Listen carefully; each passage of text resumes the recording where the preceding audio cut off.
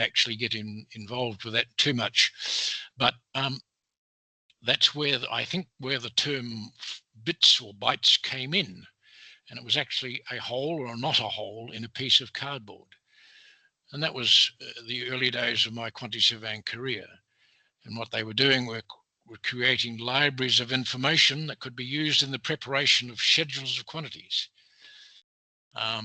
So we are still doing that, but these days with a more technologically advanced piece of information. And I guess it's my generation, and I probably have to take responsibility for this, my generation that created the environment or that allowed this to happen. So I can't say that I've been left behind by the advance of technology, but I have certainly been involved in it, although I'm probably a bit of a late comer to the use of computers. Certainly my generation were responsible for a lot of the developments that you see, that you have, that are around us today, and that you have at your disposal. So a lot of the things that we are doing now go perhaps a bit beyond what was available to us, but mainly only because of the time factor. A lot of the things that we do nowadays in producing scheduled quantities or progress claims or whatever it is we're doing as quantity surveyors take the simple process of pushing a button or in doing a command in the on the Moodle or on not a Moodle, on Excel or whatever it is we're working on. So but we still use those same tools and techniques that we have been using for at least the last better part of the last half a century, 50 or so years, maybe more. Yeah. So I'll hand that back to you now, Kavinda. Yeah. So I have a question, Stuart. So by listening to you, like, I can remember. So we know, like, the back in the early days, when you start the quantity surveying, like, we did all the manual takeoff and things, and then maybe we started doing that TDS in the manual sheets, right, and writing numbers and things. So how you saw at that time when the computer comes and start the kind of Excel sheet and things, how you taken that kind of challenge back in the days, changing from that background to the computers, like using the Excel sheets and things? Well, we've always used Excel spreadsheets, Right. or spreadsheets. We didn't call them Excel. That's a trade name, Excel. Yeah. But we have always used spreadsheets to produce our, not necessarily producing our scheduled quantities, but certainly producing our cost reports. If you're working on a project, you want to know how much you spent to date and Yes. how many man hours you've spent and what it's cost you to get to that point. So on a monthly basis, we were producing spreadsheets regularly, particularly if you're working on a project as a site quantity surveyor. The schedules of quantities were more of perhaps a manual process where we would write everything out by hand and then take our written work down to the typing pool. And that's been one of the great sadnesses of my life, is to see the disappearance of the typing pool. We would get a whole lot of usually young women sitting behind typewriters and producing work,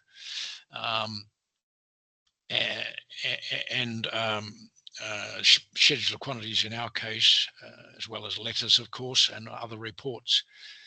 But the spreadsheet is something that I have worked with for most of my life.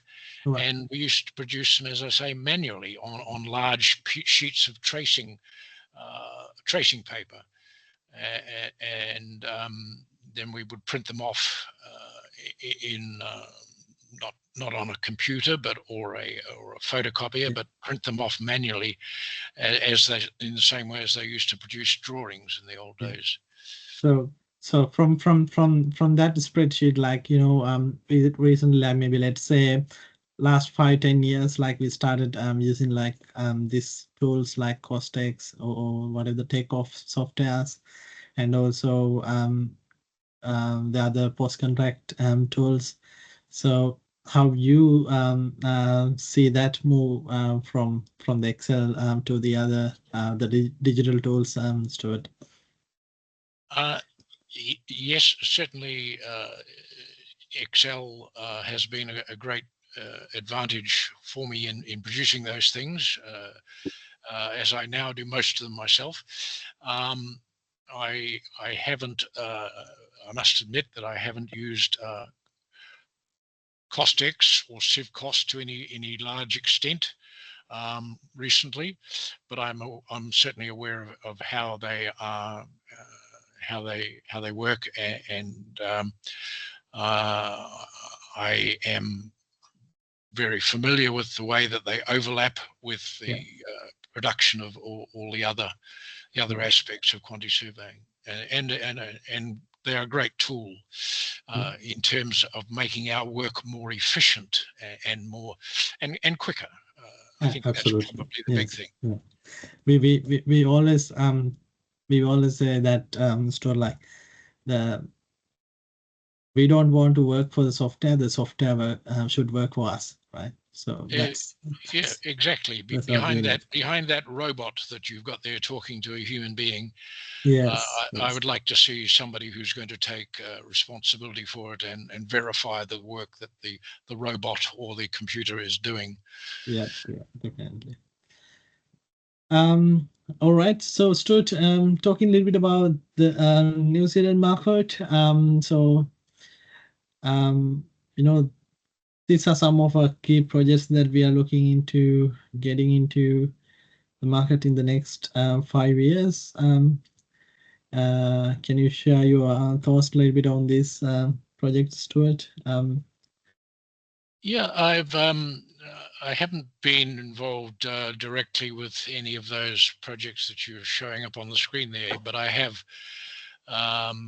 certainly over the last few years, 8, 9, maybe 10 years, been involved with many of the infrastructure projects that are going on around Auckland.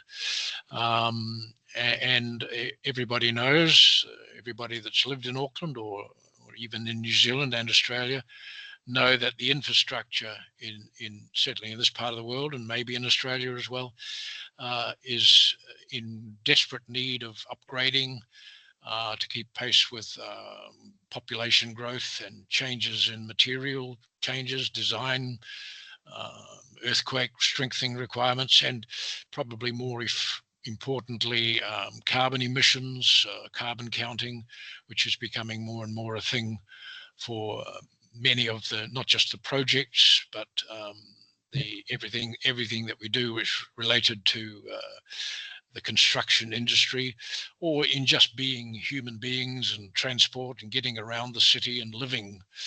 Um, so the those there is a lot need or a huge need for to get many of these projects underway, Yeah. um, and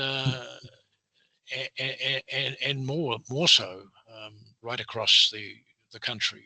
And We still have a big hope with the new government initiatives about how what they're going to bring in, like PP partnerships, um, yes, and the projects that they're going to put into the market in terms of the infrastructure side. Um, yes, exactly. and yeah, obviously this data center, that's the first data center we got now. It's underway. Um, and obviously the renewable energy project is one of the area that we can see in the market. There will be a few more projects coming up in the future, right? Yep, there's as I said, there's a huge need for more roads, more bridges, more tunnels, more of Yeah, everything, data centers, infrastructure. Even in the area where I live, which is north of Auckland, we have been stopped on doing any more housing development in this area because the wastewater system can't cope with any more increase in the population. It's going to be 7 years before they can upgrade the wastewater treatment system in the area where I live, north of the Harbour Bridge, to cope with any future population growth. Yeah, and then especially like this Christchurch stadium and things. Now it's almost getting finished. And then I saw recently from Rotorua Lake Council, they have advertised that they are planning for similar kind of stadium in Rotorua. Design would be starting next year. That's what they said. So, all right. Yeah, that's great. I'm sure that we in Auckland we're also talking about a new national stadium, but unless you've got the rail system, the roads and the bridges and the infrastructure and the services, the water, the power, the telephones, the communication systems, they're not going to work as well. So it all goes hand in hand. And if we're going to build for the future, then we've got to build sustainably, and we've got to build for something that's going to cope with future population growth as well. Yeah. And when we're talking about a neighbor country and the big market compared to New Zealand, we can see some certainly like big projects is in the pipeline, especially the rail and other infrastructure side, right, Stuart? Yes, they certainly have a larger population, and their projects generally are of a larger scale. But they also seem to be able to get these projects underway a lot quicker. And I'm not saying that they can finish them quicker. They still have similar problems to what we have in New Zealand, or what any project has, which is cost overrun or on-site problems, risks, unforeseen circumstances. But when they decide that they need a project, they're going to get it underway and get it built, they seem to be able to get them off the ground a lot quicker than we do. In New Zealand, we spend a lot more time in committees and talking to stakeholders and concerned partners before we actually get things underway. But hopefully with the new government and the changes that they're trying to introduce, that's going to improve. Yeah. So this is sort of a comparison between these two markets we're talking, right? Like, so this is this budget is always like the government spending, especially in the infrastructure and non-residential project from the government side. So we sort of talking about like 70 billion of projects for the next 5 years from New Zealand, and we're talking about around 500 billions for the infrastructure and non-residential projects from Australian market. So this is sort of where you will be playing your role, especially if you are focusing on Australian and New Zealand market. So we want to bring this attention to you, like what sort of projects and what sort of market you are looking at. And so you can sort of get idea like where you want to place yourself in the within next 5 years, right? And understand these two markets.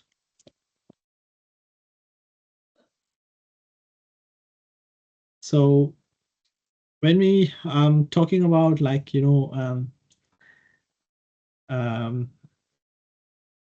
life cycle of a project, and in terms of if you are working for a contractor, or it can be a consultancy side, or for the client representative side. So we normally we can see these major steps we sort of want to take off and things, and then prepare your BOQ. And if you are doing a competitive pricing and things, you need to make sure that you prepare your rate breakdowns, and then ready for the tender submission, variation claims, cost monitoring, cost controlling. If you're working for the contractor side, those are the post-contract activities, post-contract QS tasks that you might need to handle, right? So obviously, we know about CostX. The CostX is one of best software that we are using as a quantity surveys, and not only this part of the world, it's very famous in all the part of the world. So we sort of understand that what CostX can do, and then obviously we bring our CivCost product alongside with that, and the CivCost is mainly for the post-contract management, the cost control and cost monitoring side. So that's why we're saying, like, learning these two tools will give in vast opportunity to play around anywhere, any place in the project, right? So it can be a estimator job, or it can be a quantity survey, looking after the post contract. So once you know those tools, and then you will be able to play a big role within your organization. Again, yeah, this is about the CivCost. We'll be talking about in the next slides as well.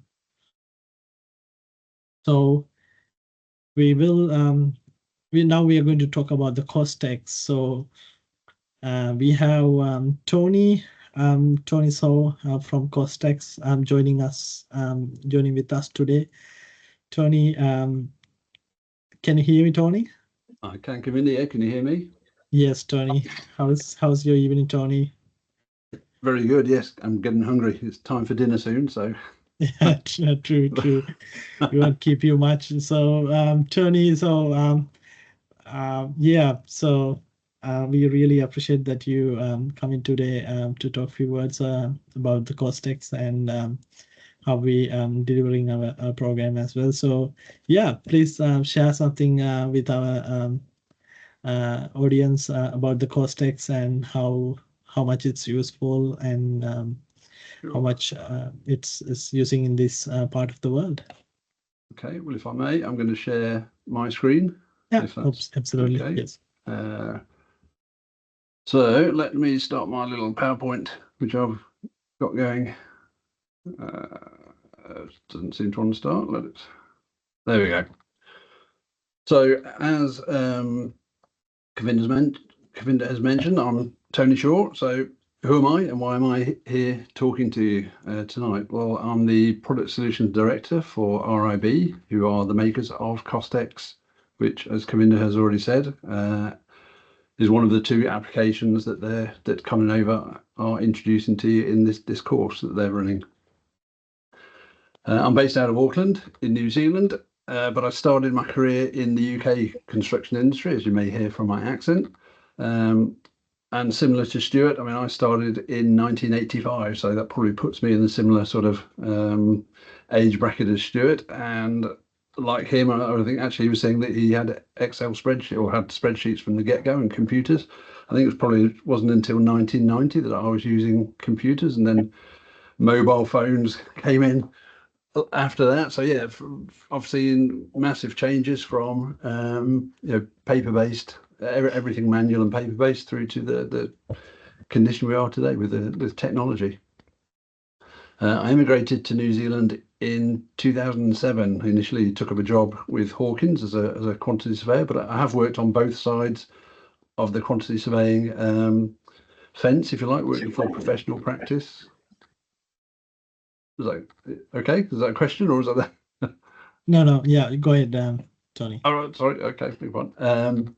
Yeah, worked on both sides of the fence, professional practice and for contractors, both in the UK and New Zealand. But like many of you, I guess, on the call tonight, when I moved to New Zealand, went through a process of learning and adapting to the differences in the industry here compared to the UK where I was based, and they were I guess, a lot broader differences than I thought. Both being English-speaking countries and part of the Commonwealth, I thought there would be a lot more similarities than there are. So, having the opportunity to do a course like this to give you a foundation before moving to Australia or New Zealand is obviously a big bonus, which I didn't have myself.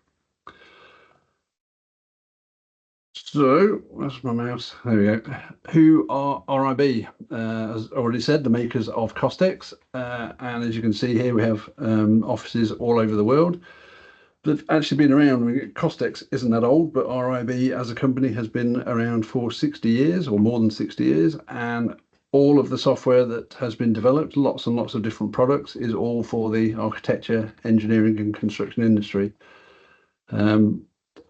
Software is sold and used in over 100 countries around the world, used by more than 500,000, 550,000 or over 550,000 users. And we employ over 2,500 people to support those users and produce the new products, the software products. And for the last 4 years, I think it is, we've been part of the Schneider Electric group of companies, who are one of, if not the most sustainable company in the world for the last 12 years. Okay, so that's RIB. What is CostX? Obviously, it's one of the two applications that form part of this course, CostX and CivCost. CostX, I'm sure many people know, but for those who don't, as the screen shows here, it supports 3D or BIM drawings and quantification takeoff. It has point and click 2D measuring capability that sort of maximizes the use of the intelligence in the drawings. Again, hopefully you'll see that in your participation in the course.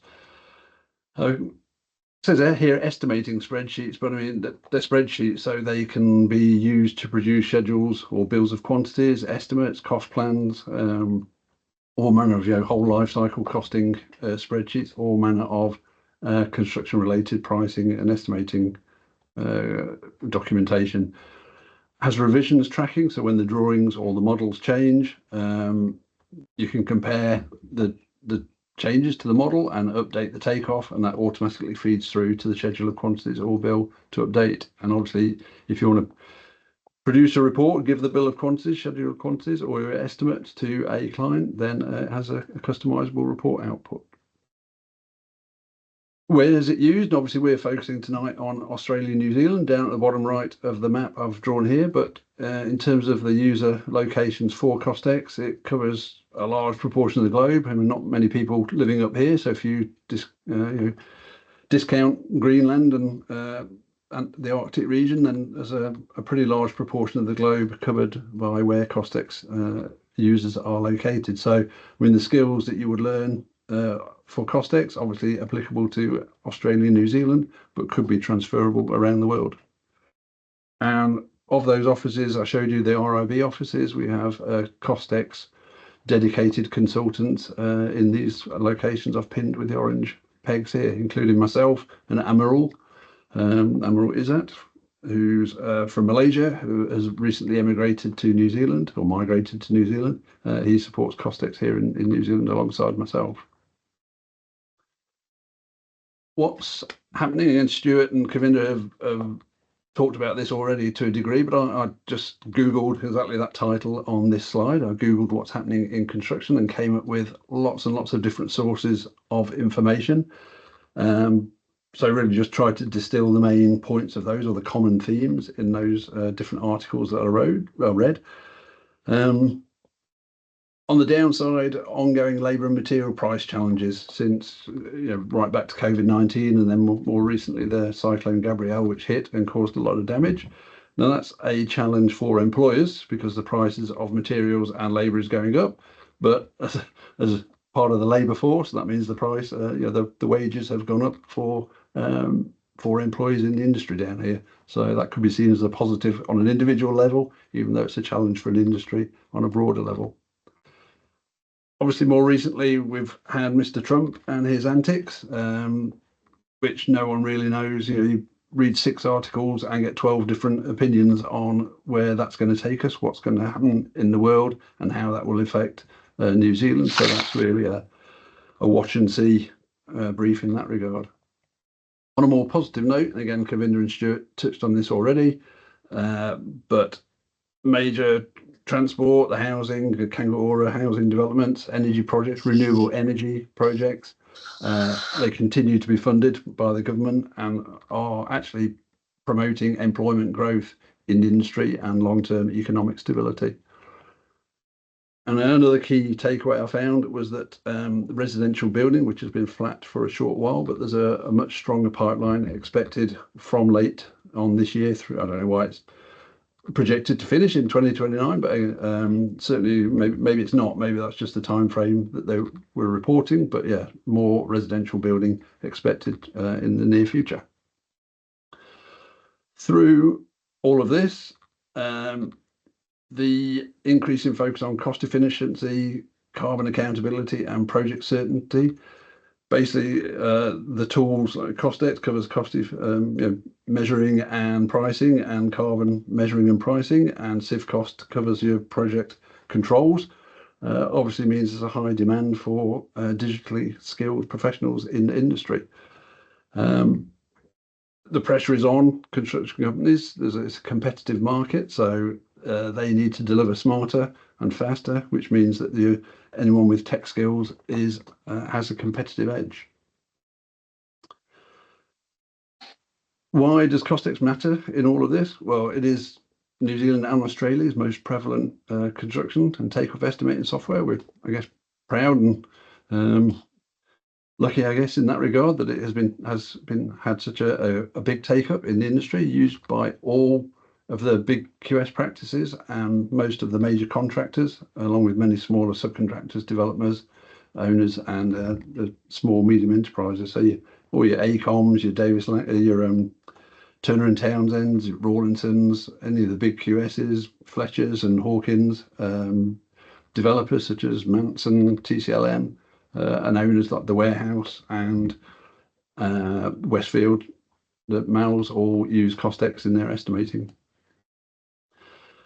Which means that skills in CostX mean you get a higher chance of employability. Hiring managers do look for cost experience on CVs, and in fact, many job adverts actually say you must have CostX experience, which obviously helps onboard people faster. If you have CostX experience already, you work in a company that utilizes that tool, and CivCost obviously, then you can get on board faster, get up and running, and help the company in their duties. We do offer an educational program which has been adopted by the polytechnics and universities throughout New Zealand. So people coming through the local education system will have experience in CostX. So again, it is important to compete with the local people in the industry that you have that CostX experience yourself, or CostX knowledge. Even a basic proficiency can move a candidate up the shortlist, as it says there. Okay, just final slide from me, and then I'll hand back over. So just general from my perspective, how would you boost your construction career in Australia and New Zealand? Well, get a certificate to certify your skills. Again, being able to prove that you have CostX and CivCost training or experience will validate that statement on your CD. Having that certificate, obviously, what this course offers that ConInnova are running now. If you're local, if you are in New Zealand, obviously it's good to attend industry meetups and meet people. Again, a lot of the world revolves around not what you know, it's who you know. Making those connections can help you boost your career, just knowing someone in the industry, someone with of importance or of influence in the industry. Obviously, if you're not in New Zealand, then just looking people up and connecting with them on LinkedIn will again achieve the same thing. If possible, volunteer or offer to do an internship. Again, probably dictates that you're here on the ground in Australia and New Zealand, but I don't think there's too many companies who would turn down the opportunity for free labour, especially if that labour comes with some sort of certified skills. So again, you giving someone an internship, you're not spending the whole time them being a drain on the interim being a drain on your time. You're actually hit the ground running and able to contribute to that company that you're volunteering for, and obviously get a foot in the door for a career down the track. Stay up to date. I'm not saying you need to know everything there is to know about these industry trends, but certainly having a basic knowledge will just show that you're in tune with the way the industry is going. Don't wait for opportunities to arise. Again, if you're looking for a job, write to people. Don't wait for a job to be advertised. Through your networking or whatever, contact people and see what's out there. Often jobs are taken without or given without going out for to the market. If you get your foot in the door and show that proactiveness or that initiative, then it can give you put you a step ahead of others in the market. And keep learning. And I mean, not only look at our website where we have the coffee break webinars, which go beyond, but just learn about the companies that you're applying for jobs for. You know, the times where people come for an interview with me, first question I ask them, what do you know about RIB? Nothing. What do you know about CostX? Not a lot. It doesn't really put you on a good foot straight away. Again, 5 minutes on Google. That first slide I showed you about RIB, about the 60 years, the 550,000 users, and the 2,500 employees. Just small bullet points like that in an interview when you're asked the question will just show that you're at least interested in the company that you're applying to work for. So just to wrap up, really, the construction industry needs new thinkers, and that is the people on this call. Hopefully, that's the all of you attending this call and hopefully attending this course. So I think that's it from me. I'll hand back over to Govinda. All right, thank you very much, Tony. It's really interesting to see your presentation. And all right, so let me share my screen from my end.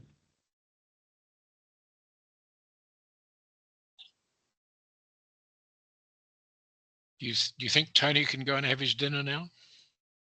Yes, that'll be good. yes. Thanks, Stuart. Yeah. All right. Yes. Thank you very much, Tony. Yeah. Now you can hang around if you want. And yeah, thank you very much, Tony. Yeah. Yep, that's all good. I will leave you to it, and you leave it in your capable hands, because we are actually going out for dinner with friends. So yeah, I'll break off and do that. So no, really appreciate your. Thank you for your time. Thank you, Tony. See you. Thank you, Tony. Bye now. Thanks, Tony. All right. So I think we really had a good couple of slides from Tony about the CostX and how large it is and how wide the industry is using CostX. So that's the real important real benefit of getting to know about CostX and learning it using the similar kind of a student version, and get that hand-on experience is very important. So let's jump into a little bit about the CivCost. So the CivCost is sort of more focused on the post-contract, the contract and the cost management side, the budget control, preparing your rate breakdowns in terms of like a detailed level, going into the resource level, and learning about how to price it, your margins and things in terms of your company structure. And then going into the post-contract cost reporting, on value management, cost value reconciliation and things is very important. If you especially going to be, working for the contractor side, making sure that how to stop the cost overrun, which is very common thing, most of the projects nowadays, right, Stuart? Yeah, much so. Well, it's always been cost control, has always been part of our roles, but having a wonderful piece of a tool like CivCost at our fingertips will certainly improve our efficiency. Yeah. So next we have a video, but it's just taking a little bit of time, so I will try to cut some of parts, but maybe Dennis will share you the link with you all, so you can watch it later as well. Let me quickly share it again with the sound.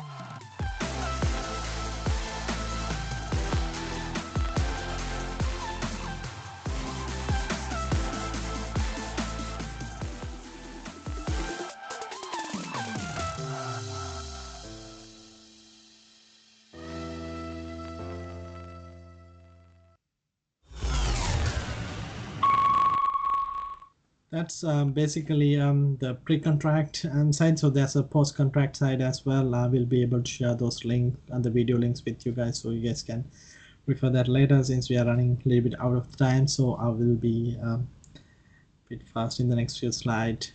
So now going back to again the topics that we discussed so far. So this is sort of a summary,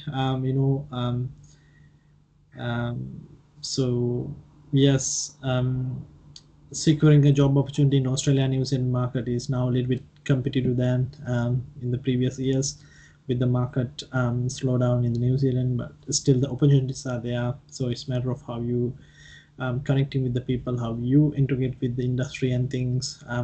Learning about this kind of tools and having hand-on experience is very important. Like Tony said, like, don't wait until the opportunity come to you. So try to reach to the opportunities, and I can remember Stuart is always saying that go where the work is, right, Stuart? Yes, you have to be mobile. We call them Yes. mobile staff, and the work doesn't come to you. You can't always get a job just down the street from where you live. You have to go where the work is. Absolutely, yes.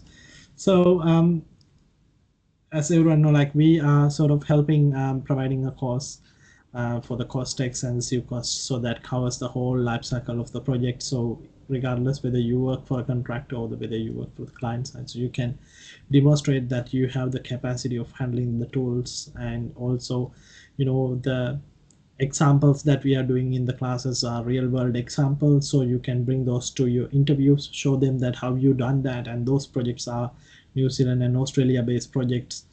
So that will show your capacity of handling the similar nature projects in this. And that's a one of thing that always asking about the local experience and things. So this is a good opportunity for you to show that you have this local opportunity, local experience throughout this course. So we quickly going to share some of our testimonial in our previous classes. So I'll quickly play this. If you're doing this training, the advantages you'll get is to be able to walk into a meeting and having the knowledge to price all of these stuff in regards to construction in a very accurate way. If you think about doing this training, I would say, man, jump in there because there's limited spots. They always fill up very quickly, and this is something you don't want to miss. It will further your career, further your knowledge, and you'll have a greater understanding about pricing. As a QS, even if you're in project management, it's very handy to have and know and understand.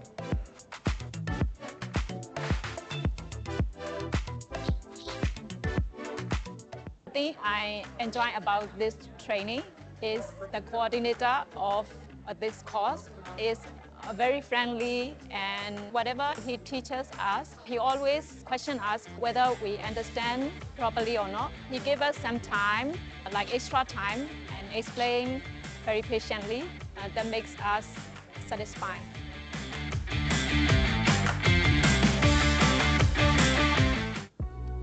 The reason why I did the course was I'm not from New Zealand. So after I came here, I feel that I need to do something to improve my career development. I found the company, it's ConInnova.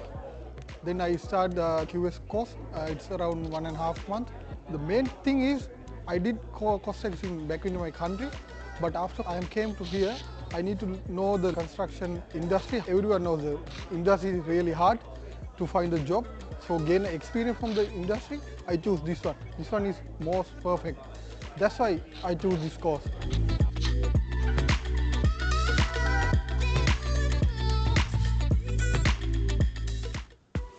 Tonight I got my certificate and I feel very happy. I'm thankful to everybody who organizes the event. The ConInnova training is very special for me, in my opinion, because the delivery, the course is very helpful and we can understand. And even though if we don't understand anything, they will explain in a very good manner. They are very helpful. I recommend to do this course helped by ConInnova, and it will be beneficial to all the parties who are taking the course, and I request others to join and take this great opportunity.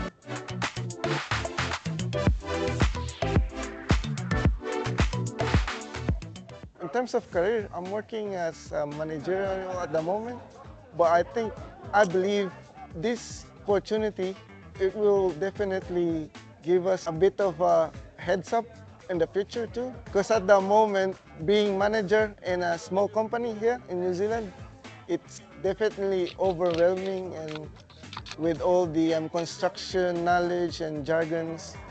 But with this course, it helps us plenty. My favorite part is the people.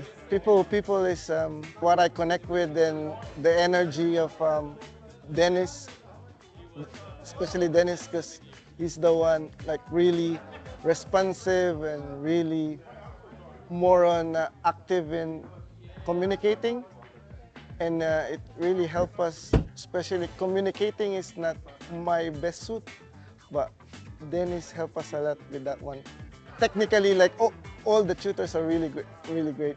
Yeah, I would definitely recommend this course to everybody taking QS course in this industry, because this will give them an edge, give them a huge knowledge too, in in the QS industry.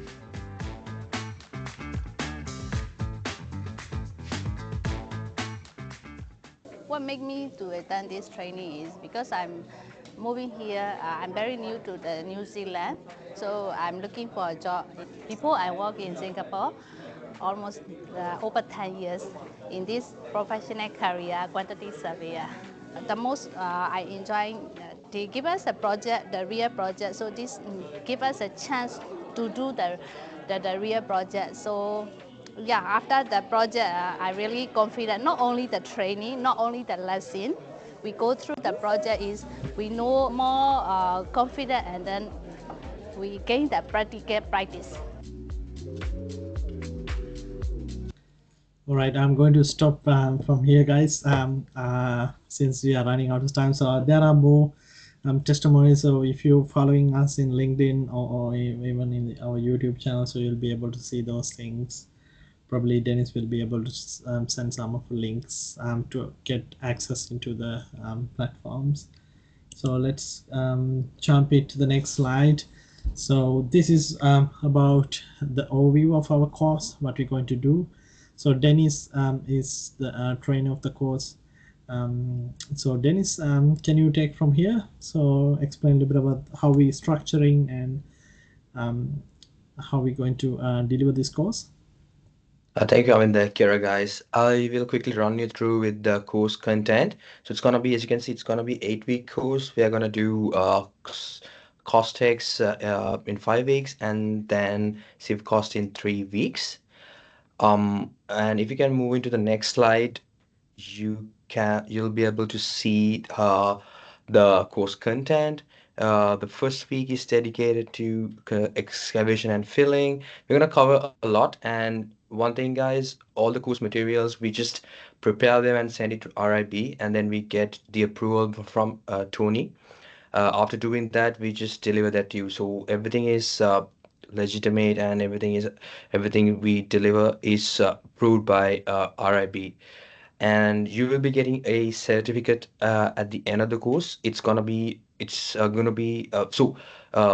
supported by RIB, so it has a value. As Tony said, when you go to an interview, you just present it to testify that you already know CostX. So we'll be going through excavation, concrete, formwork, reinforcement, doors and windows, and of course, this time we are adding services as well. So it's gonna be exciting, and everything. And we are not teach about the construction methodologies, how to write a description using the standards. So it's gonna be a really fun session, and we're starting it in the 19th of this month, and we've got about 10 more seats left. So just and yes, and we're giving you free access to CostX license and CivCost license. And as I told you, you're gonna have a certificate of competency. Yeah, and you'll be getting industry references from our staff as well. And the course fee is gonna be, if we move to the next slide, you'll see the course fee is gonna be $600. And you can pay it from in installments. I will share you the installment plan in the email. And it's gonna be so the courses are scheduled on every Monday and Tuesday from 6 to 8 p.m. I will share the link as well, so that you can, if you're interested, you can join our course. That's all in my end, Kavinda. Awesome. All right. Thank you, Dennis. If we have more time, we would love to show some of things we have done in CostX, right, Stuart? But since we don't have much time, we'll have to bypass that part, right, Dennis? Or would you like to show that something?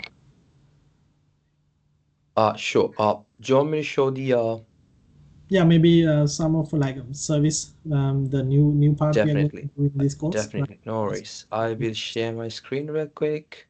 Take a couple of minutes, and yeah. And if I open my CostX, I will like show you some of the projects that we did during our last course. So this is the carpentry project that we did. This is a so always we're trying to give you hands-on experience. Yes, this is basically the yeah, the carpentry project that we did. So we will teach you all the methodologies that we use in New Zealand, and how to prepare the SOQ. And I will show you the concrete formwork reinforcement project as well.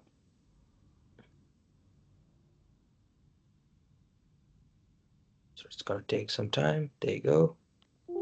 Yeah. So this is the concrete project that we did.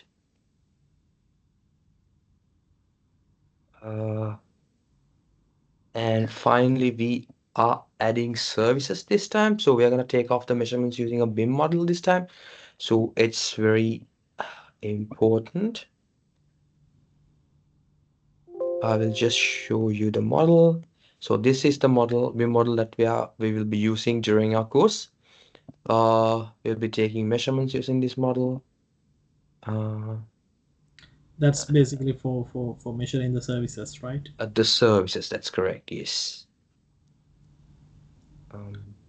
Yeah. And the other thing, after every session, we'll be sharing the recordings, course materials, extra reading materials with you. So you'll be able to go through it once the course is done and refine your memory. Dennis, so in terms of the laptops they should have for the course, it shouldn't be a Mac, right? Yeah, it should be yes, that's correct. It should be a Mac. The thing is, CostX is not compatible with iOS, so yeah. And yes, and we will help you with the downloading installation process of both of the softwares as well. Yeah, so yeah. It takes a couple of days you guys to get and set up your CostX before the course. So we always encourage you to register a little bit early, get your software and things, and fully ready for your course to start on the first day, right? All right, Dennis, thank you very much. Awesome. Yes. Okay.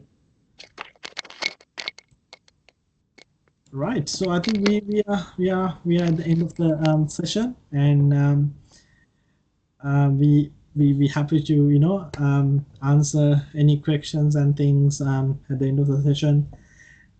So yeah, I think there's a one question in the chat, like, is the CivCost free? Yeah, it's free. So both the softwares, the CostX and CivCost, have the student version. So we are offering you the student version. So CostX, you will have like a 2 or 2.5 month, I think 2.5 months or something, the student version. And then obviously CivCost, you'll get like 3 months student version free. At the end of the course, you'll get the assessment as well, so which you need to complete and submit.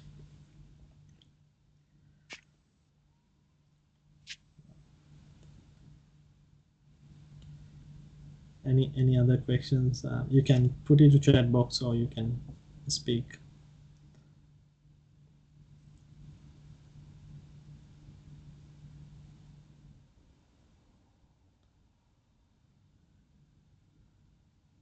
For CostX, how much is the license to get one for personal use? Well, most of the time, the CostX kind of software, they sort of giving it to organizations, the companies.